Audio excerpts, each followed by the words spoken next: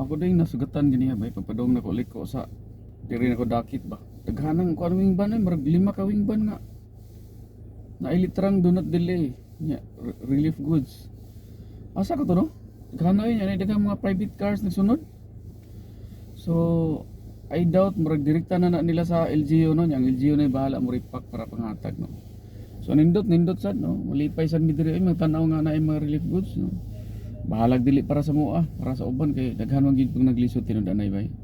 Do napoy daghan ni abusar.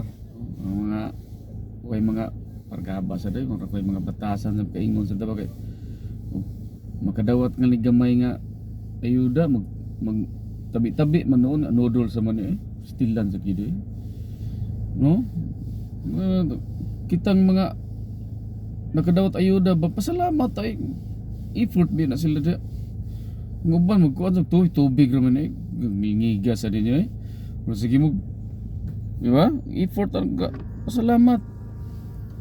Yun na po yung mga nindot kayo da. Daigon po mayo nila. Anyway, katong 5 ka ban daghana ato yan na po yung nagsunod ng mga dikarga ng mga puno po.